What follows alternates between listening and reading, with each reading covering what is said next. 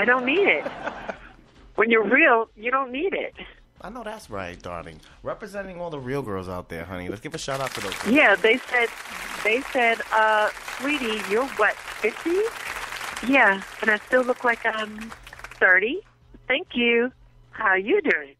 Oh, they say black don't crack. Well, sweetie, I do my Puerto Rican and my black side. Wow. Oh, yeah.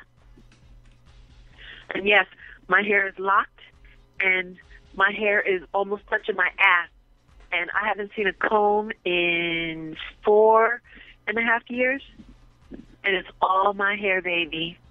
All mine.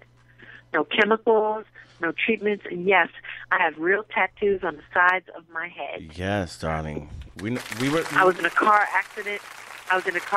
4 years ago. I almost lost my life. And I got a second chance at life. And I said, you know what? I'm going to do it right this time. No regrets. And the hair wasn't going to grow back no more on the right side of my head. So with the bandages and everything, I went to a tattooist. I said, listen, can you cover this? Can you cover these scars? I got paid lovely. Because the drunk driver who hit me had insurance, and I got paid lovely. And the dermatologist, the doctor, they said, well, you could just cut your hair and wear a wig. These deep gas scars, they look nasty. And I was in a low point in my life. You know, this was 4 years ago. I was in a low point at my life. So what I did was I said, listen, can you remake me over? Wow. Put a tattoo on it. And the guy free-handed it. He was so freaking good. He just said, okay, bam. And you didn't even see it. I was like, oh, my God, this is so good. But, you know, I was still on my freaking Oxycontin. Ooh, I know that's right. I was on my damn thing, honey. Yeah. So I said, well, you know what? I'm going to shave this side and let's do a mohawk. But he said, no, don't do a mohawk because you're so pretty. And you don't need a mohawk. Just do it, you know. So he flipped it and just did it on this side. So now I got it on both sides. But it looks like braids. He did tribal braids. So my hair looks like, you know, I can work a normal job at the Pentagon, at the White House, at the CIA. I can work a normal job, and it's not offensive to anybody. And they said, oh, my gosh, it's so beautiful. Wow. It looks like, you know how people shave their heads into these little patterns and stuff? Right, designing in... That's what it looks like to them until they get real close and they said, oh, is that tattoo? It's tattooed? Oh, my gosh, it looks beautiful. Michelle Obama, she said, your hair is gorgeous. I was like, thanks. Thank you. Yeah, and she told me, Obama, she said, thank you for what you do, because when I was over there working with the White House, I worked with the president of China and the president of Mexico, and I was in charge of their whole party. So you have to keep everything professional. I was dressed professional. I did everything I was supposed to do. And, you know, you with the Secret Service and everything. And, you know, I'm giving you these little information. I can't go into complete details because I can't. And it's like I said to myself, wow, I'm in a situation that I never dreamt in my whole life that I would be. Because you're freaking in the White House? In the White House. They had to do a background check on me from the time I was born up until now. Wow. And then when the 6 FBI agents to get my top secret clearance, it took them 4 months to pay $37,000 to get my top secret clearance. And then once they interviewed me and all my exes, they interviewed Ron Hightower. I had to go to dirt now. They interviewed the high school, Miss Pizzuta, the dance teacher. Wow, amazing. Mr. Berkowitz. They interviewed everybody. And once they was clear that I am not a threat, they gave it to me. And a lot of people say, what? Your mother, you was working the fucking show well. How the fuck can you get top secret clearance, you fucking bitch? Yeah, because I was honest. That's what they were looking at. Honesty. Wow. Amazing. I never lied about anything. I still don't. Because I don't have a good memory for keeping up with a lie. Well, that's right. You know what I wanted to bring up real quick? Let's go back into some What? ballroom politics a little bit. How do you feel about the whole Kevin and Wendell status thing, you know, that you had to walk 30 years consecutively to be an icon? What do you think about that? How do you feel about that? Wait, you have to walk 30 years? Well, that's what Kevin That's not true. said on one of the social media posts he had out with Wendell LaBelle. Okay, all right. Yeah, I walked back then, so I guess I do qualify in that thing, but wait for it. Here it comes. 30 years? Really? Who lives that long in the ball scene? Spook. I'm sorry. I'll repeat it one more time. Who lives that long in a fucking ball scene? Wow. Ball scene? 30 years? Really? Really? No. You know what makes you a legend? This is what makes you a legend. When you pave the way, when no matter when people tell you that you can't do it, but yet you turn around and you fucking do it anyway. The category says you must bring such and such and such, and you bring it every time the category comes up. When they say, well, this is the category, this is what we're looking for, and you bring exactly what they're looking for every time. What makes you a legend is when you are a freaking goddess. Yes. He actually said 30 years? You are stuck on that, girl. You cringe. This is freaking stunning me because, one, I only really walked up until 97, 98 till I went off to college. Because the ball scene is cool and everything, but I got to, you know, where would I be if I just stayed in the ballroom? I'd be trying to get that next trophy, but my bills would just keep piling up. Wow. I have an 8.5 credit, so I can buy a house anywhere I want.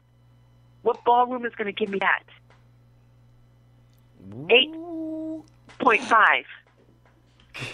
Now, the ballroom to me was just something that I wanted to be a fashion model. I wanted to be noticed. I wanted to be popular and stuff like that. You know, it was high school for me.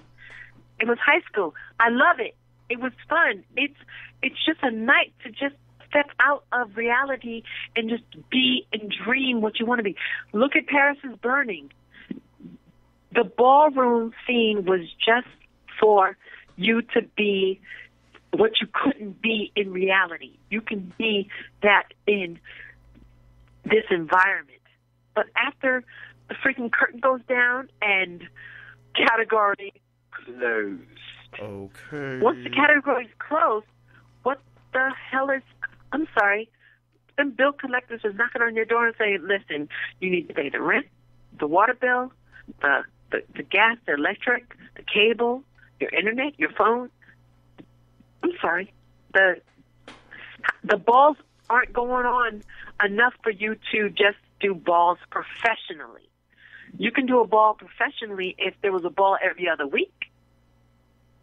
And you're snatching, what are those so-called cash prizes? Because let me tell you, they're not all what they say they are at the time that they say they are. They start late, they end late. I've been at a ball where it started at 2 o'clock in the morning. The ball started at Webster Hall. Wow. Started at 2 o'clock in the morning and did not end until 9 o'clock the next day in the morning. Jesus. Terrible. That's how the balls work. You know why? Because that's when it's cheapest to be open, and there's not a lot of noise, so no one really complains because everyone's asleep, and it's soundproof and stuff like that. Now, I wasn't old enough to get into Paradise Garage because at that time I was only 14, but I wanted to go. I've always hung out outside, and I always would flirt with the freaking sexy ass guys. I was 14, and I was in love with this guy. He was 34. Until he found out my age, and then he dumped me like a fucking brick. Ooh, darn. What was that about? I wasn't old enough. Wow. 14, 34. But you kicking it to the guys? I'm saying, what's going on? Wow. I was cute. I was pretty. You was in love with him, darling. I was cute and I was pretty. Give me more questions. Okay, now you know, we mentioned, you know, Kevin Ultra Omni, but he's not the only one who actually feels this way in the ballroom community. You know, there's a lot of other leaders, you know, and parents and, you know, house public figures, you know, who also agree with this. And what do you think? What do you think we should do? Like, how do you think we should, you know, kind of like approach that situation? What?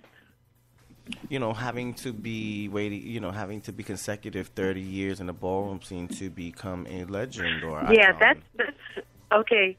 To become a legend, you have to be well known everywhere by everyone. Well, not necessarily everyone, but a good majority of everyone who respects you as a legend. People who know you back in the day. So now, let's say if you want to come out now, all these young children that want to come out now, that want to be legends, okay, bring it. Once you're bringing it as a legend, well, once you're snatching it, stay in your lane. You know, devote yourself to what is your strength. Right, what you can handle. If you got faith, do faith. If you got performance, do performance. If you got body, do body. I was pretty, but I didn't have the smooth skinned face with the pimples.